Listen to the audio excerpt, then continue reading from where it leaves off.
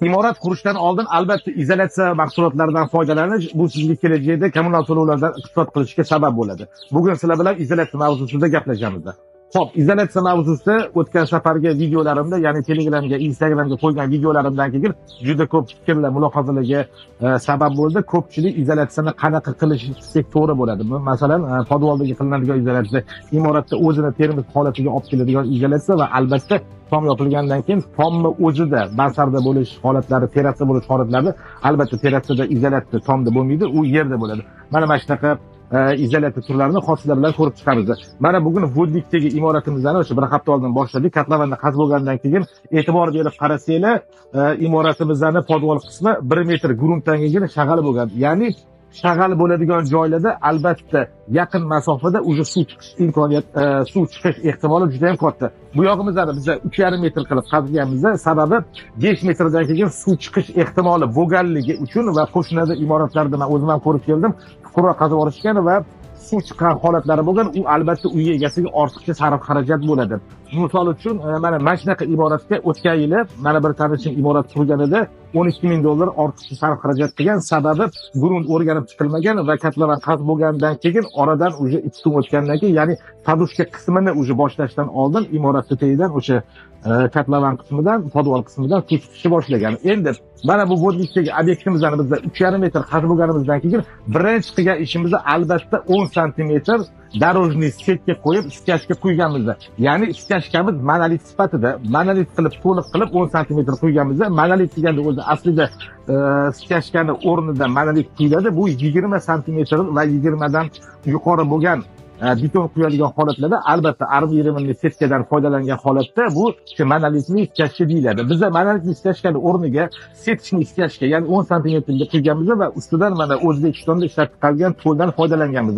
Buni jarayonda albatta o'sha saqchdan, ya'ni primerdan emas, o'zimizni tabiiy saqich eritgan holda qilganligimiz uchun biza izolyatsiyamizni teyidagi o'sha aytganimda iskashkasini 10 santimetr quyganmiz. Lekin bu iskashkamizni ertaga imorat qurilganda yuklamani o'ziga qabul qilishni boshlaganda har tomonlama o'sha bosim natijasida egilib ketishi yoki darib ketishi, sinishini holatini olish uchun 4 mm darojniy setkadan foydalanganmiz va O'zbekistonda ishlab chiqarilgan mahsulotdan foydalanganmiz. Albatta qimmat bo'lishi shart emas.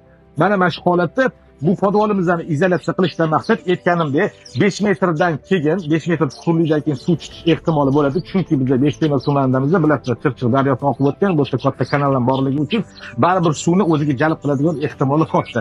Endi ertaga bu iskashkamizni og'irligi va izolyatsiya qilinganligi sabab pastdan yog'ingarchilik bo'lganda, kunli sovuq bo'lganda yoki Chirchiq daryosidan ko'proq suv oqishi natijasida baribir yer o'sha suvni o'ziga shimishni boshlagandan keyin atrof muhitga ham tarqaladi. O'shani oldini olish maqsadida biza iskashka va izolyatsiyadan foydalanganmiz. Mana bu izolyatsiyamiz ertaga podvoldan suv chiqishini oldini oladi va keyingi etapda mana hozir ustalarimizda padushka quyish jarayonini boshlashyapti. Hozir mana padushka quyib bo'lganimizdan keyin bizani padushkamizni 30 santimetr masofani tashkil qiladi, ya'ni balandligi 30 santimetr. Albatta bu bitta jihatiga e'tibor beringlar.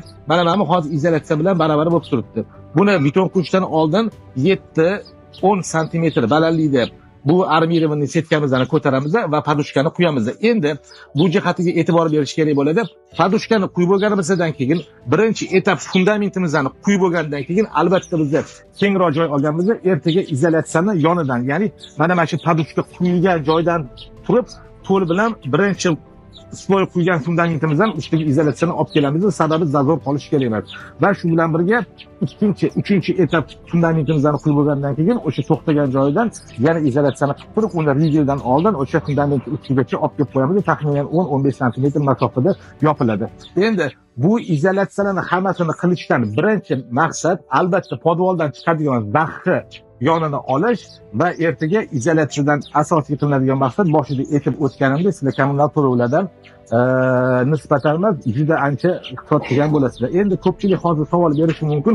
Hozir imorat qurayotganda men bilaman, bu narsani ichida yurganligim uchun sizlarga aytib o'taman. Imorat qurish hozirgi kunda juda ham qimmatga aylanyapti uy egasiga. To'g'ri, misol uchun keldingiz, loyihani qilib berdingiz, loyihasini oldingiz, menga nima deb imoratni qurganingiz bilan bu narsa foydasiga qanaqadir baribir uy egasiga yon boshish kerak bo'ladi. man shunaqa uslubda ishlayman. Albatta uy egasi bilan maslahatlashgan holda nima yaxshi bo'ladi-ku, nima yomon bo'ladi, shu hamma narsani aytib o'tamiz. Lekin imoratni izolyatsiya qilish kerak. Albatta ertaga kommunal to'lovlardan hisob qilasiz. Endi podval qismimizdan chiqib bo'lganimizdan keyin bilasizlar, imorat birinchi, ikkinchi qavatlarini ko'tarib bo'lganingizdan keyin yon atroflarini, ya'ni imoratni tashqi tarafidan izolyatsiya qilish, yoki ichkari tarafdan izolyatsiya qilish.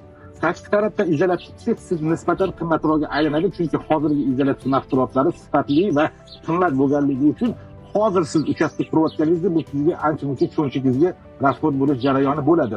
Lekin ertaga men buni bitta o'sha tepli izolyatsiya bilan shug'ullangan odam bilan gaplashganimda, biza Hasanboydagi qurgan imoratimizni taxminiy xarajati bilan taxminiy ketadigan summasini, ya'ni kommunal to'lovlarga ketadigan summasini hisoblaganimizda o'zini 49 yilga oqlashiga o'sha ega bo'ldik. Shu narsani ko'rib chiqdik. Ya'ni bu degani siz 49 yil ichida почти qo'pol bo'lsam aytaman, почти tekinga kommunal to'lovlardan foydalangandek bo'ladi. Ya'ni konditsionerni bir 15-20 minut yoqib qo'yasiz, izolyatsiyani hisobidan xoningiz mo'ljalligiga turaveradi. Qishda bo'lsa cho'pli polni o'zini yoqib o'chirib qo'yasiz, 1-2 soatda polni sistemaga suv aylanib issiqlik miqdorini berib bo'lgandan keyin tashqaridan qilingan izolyatsiyaning natijasida o'sha xoningiz 24 soatgacha o'zini issiqlik energiyasini chiqarmasdan o'sha xonani issiqligiga ushlab turadi. Bu elektr energiya va gazdan albatta rasxod bo'ladi. Bu narsa aytganimdek 49 yil, salkam yarim asr sizlarni cho'nchagingizga faqat endi foyda olib keladi. Endi tom masalasiga keladigan bo'lsak, tomda izolyatsiya juda ham qiyin.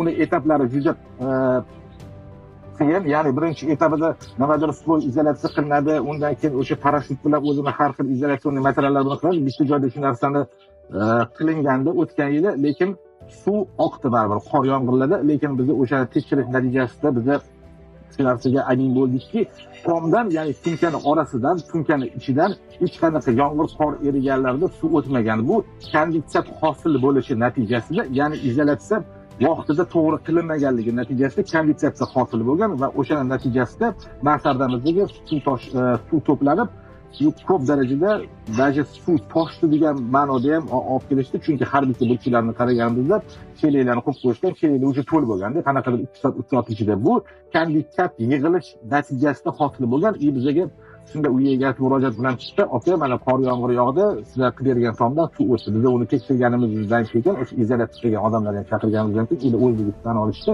O'sha tunkani tagidan qilingan izolyatsiya kondensat yig'ish natijasida, ya'ni noto'g'ri qilinganligi natijasida suv o'tkazishni boshlagan.